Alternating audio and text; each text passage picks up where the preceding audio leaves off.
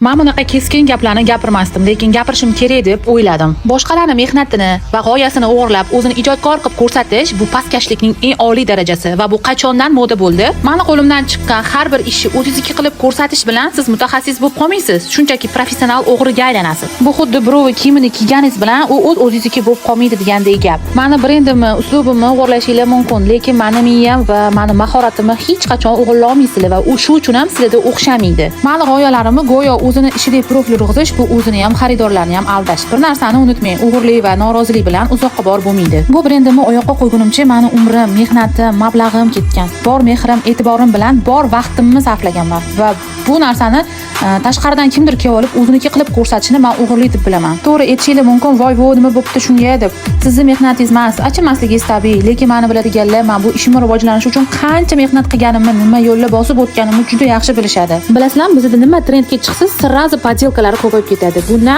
o'zini, na ijodkorni hurmati yo'qligidan, andishani yo'qligidan, uyalmay xuddi o'zi yaratgandek bong urishadi.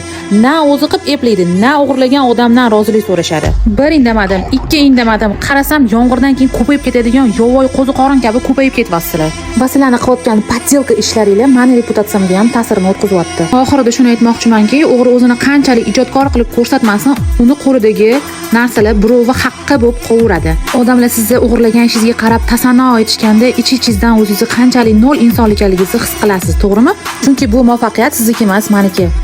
O'g'irlikni marketing deb aytishni bas qilinglar va iltimos o'zingizlarni asliylariga qaytinglar, ya'ni hech kimlikka. Juda bo'lmasa o'zingizlar ham ijod qilib, kallanglarni ishlatib, hech kimda yo'q ideyalar bilan o'zingizlarni brendinglarni yaratib, keyin mazza qilib maqtansanglar bo'ladi. Keyingi postimda esa o'sha o'g'irlarni profillarini bitta-bitta qo'yaman, shu xalq ko'rsin, kim ijodkor, kim o'g'irligini. Hammaga rahmat.